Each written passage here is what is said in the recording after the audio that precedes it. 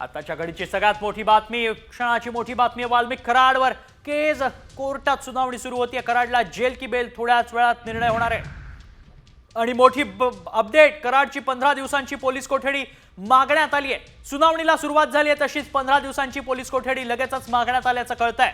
कराडची 15 दिवसांची पोलीस कोठडी मागितली गेली आहे, त्यामुळे आता 15 दिवसांच्या पोलीस कोठडीची मागणी मान्य होते का हे पाहणं महत्त्वाचं असणार आहे। माधव, 15 दिवसांची पोलीस कोठडी मागण्यात आल्याचं कळतंय का? अधिक अपडेट्स?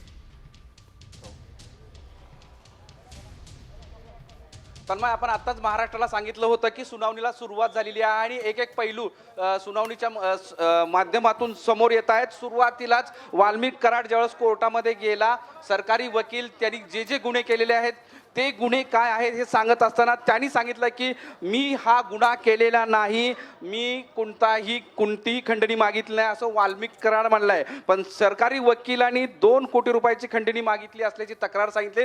त्या अनुषंगानं गुन्हा दाखल असलेला मुद्दा सुद्धा सरकारी वकिलांनी कोर्टासमोर सादर केला आहे, सांगितलं आहे। इतकंच नाही तर या खंडणीच्या गुन्ह्याच्या अनुषंगानं हत्या आणि अॅट्रॉसिटी हे सुद्धा गुन्हे दाखल झाले आहेत, वेगवेगळे गुन्हे दाखल झाले आहेत आणि त्यासाठी तपास करण्यासाठी आम्हाला वेळ हवा आहे, त्यासाठी आम्हाला कस्टडी हवी आहे आणि ती कस्टडी तब्बल 15 दिवसाची मागितली आहे। म्हणजे 15 दिवसाची PCR जर वाल्मिक कराडला कोर्टाने दिली तर 15 दिवस हे CID ला तपासासाठी मिळतील असं दिसतं आहे आणि त्यामुळं आत्ताच्या या घडीला 15 दिवसाची कस्टडी CID म्हणजे सरकारी वकिलांच्या मार्फत मागितलेली आहे आणि आता ती कस्टडी कोर्ट देणार का हे पाहणं तितकंच महत्त्वाचं असणार आहे। कारण 15 दिवसाची कस्टडी जर दिली तर वेगवेगळे जे गुन्हे दाखल झालेत, सरकारी वकिलांनीच कोर्टामध्ये सांगितलं आहे की 2 कोटी रुपयाची खंडणी मागितलेली ही तक्रार आहे, ही बेस आहे, ही बेस तक्रार ही वाल्मिक कराडची आहे।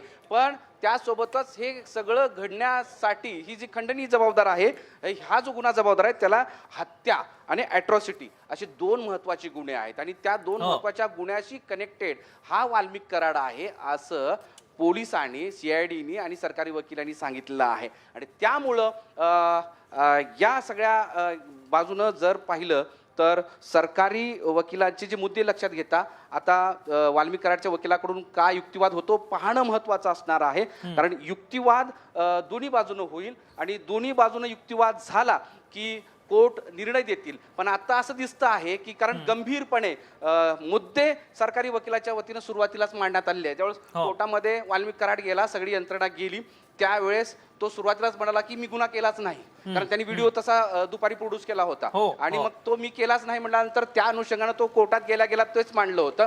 पण सरकारी वकिलांनी ते खोडून काढलं। सरकारी वकील म्हणाले की हा केवळ अॅट्रॉसिटीचा याचा खंडणीचाच गुन्हा नाही तर अॅट्रॉसिटी आणि हत्येचा सुद्धा गुन्हा इतर आरोपींवर दाखल झालाय आणि इतर आरोपीवर दाखल झाल्यानंतर हा सगळा कनेक्शन एकमेकांशी जोडलेला आहे आणि त्यामुळं याचा खूप सखोल तपास करणं गरजेचं आहे। कारण इतके दिवस ज्यावेळेस तपासणी सुरू होती ती वाल्मिक कराड हाती नव्हता, पोलिसांच्या ताब्यात नव्हता, CIDच्या ताब्यात नव्हता, त्यामुळे काही महत्त्वाचे मुद्दे धागेदोरे अजून सापडले नसतील आणि त्यामुळं तो प्रत्यक्ष असला तर त्याला वेगळ्या ठिकाणी घेऊन जाता येतं किंवा काही ठिकाणी प्रोड्यूस करता येतं किंवा इंट्रोड्यूस करता येतं किंवा त्याच्यासमोर आणखी इतर आरोपींची इंट्रोड्यूस होऊ शकते। या सगळ्याच्या अनुषंगानं 15 दिवस आवश्यक आहेत असं CIDचं ठामपणे मत आहे आणि त्यामुळं 15 दिवसाची कस्टडी मिळू शकते। कारण कोर्ट नाही म्हणेल असं वाटत नाही, कारण राज्यभर ही केस अत्यंत गाजलेली आहे आणि अशा स्थितीमध्ये CIDला तपासाची जर गरज असेल, इतक्या दिवसाची गरज असेल तर ती कोर्ट देऊ शकतं। पण बघूया की आता वाल्मिक कराडच्या वकिलाकडून सुद्धा काही मुद्दे मागे येतात का। आत्ता एक मुद्दा परत समोर आलेला आहे की वाल्मिक कराडचे वकील तेच सांगतायत की जर मूळ गुन्ह्यामध्ये वाल्मिक कराड सहभागी नसेल किंवा त्यांनी केलंच नसेल, म्हणजे खंडणी मागितलीच नसेल तर हा खोटा गुन्हा आहे, मग इतर गुन्ह्याशी संबंध काय असणार आहे असा एक मुद्दा मांडलेला आहे। आता एक एक मुद्दे जे समोर येतील मी महाराष्ट्राच्या समोर आपण दोघंही मिळून सांगूयात, पण आतापर्यंत कोर्टामध्ये जे झालंय ते इथपर्यंत आहे। तन्मय, अगदी माधव, पोलिसांबाबत काही सवाल विचारण्यात आलाय वाल्मिक कराडला, पोलिसांकडनं काही तक्रार आहे का अशा स्वरूपाचा, काही युक्तिवाद करण्यात आलाय, विचारण्यात आलाय न्यायाधीशांकडनं?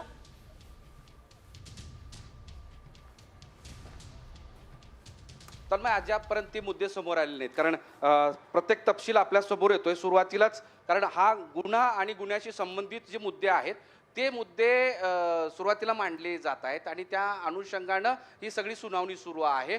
युक्तिवाद सुरू आहे. युक्तिवाद सुरू असल्यामुळं सगळ्यात महत्त्वाचं म्हणजे बेस जी आहे ती गुन्ह्याच्या संबंधानं असली चौकशी, तपासणी, तपासणीनंतर हाती आलेले पैलू आणि त्यानंतर CIDने टाकलेलं पाऊल, या मुद्द्यावर सध्या चर्चा सुरू आहे.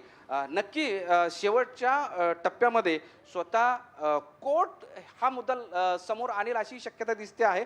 पण सरकारी वकील जर या सगळ्या तपास यंत्रणांची बाजू घेत असेल तर ते मुद्दे मांडतील असं दिसत नाही. कारण शेवटी अगदी. सरकारी वकील, सरकारी पोलीस अधिकारी, CID किंवा या सगळ्या तपास यंत्रणा या सरकारी बाजूच्या आहेत. त्यामुळे ते मुद्दे तर मांडू शकणार नाहीत की इतका वेळ का लागला.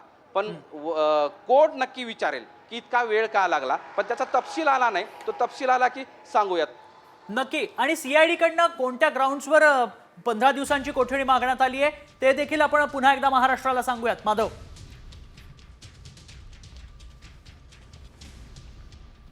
तन्मय, हे बघ, आत्ता एक तर सुरुवात झाल्यानंतर सरकारी वकिलाच्या वतीनं 2 कोटी रुपयाची खंडणी मागितल्याची तक्रार आहे आणि तक्रारीच्या अनुषंगानं CIDनं तपास केलेला आहे आणि CIDच्या हातात बरेच मुद्दे धागेदोरे सापडलेले आहेत. कारण या खंडणीच्या गुन्ह्यामध्ये तो आरोपी आहे आणि त्यांनी ही गंभीर गुन्हा केलेला आहे असे मुद्दे मांडत असताना एक मुद्दा मांडलेला आहे की या अनुषंगानं म्हणजे खंडणीच्या अनुषंगानं दुसरे 2 गुन्हे दाखल आहेत. एक तर हत्या, दुसरा ॲट्रॉसिटीचा गुन्हा.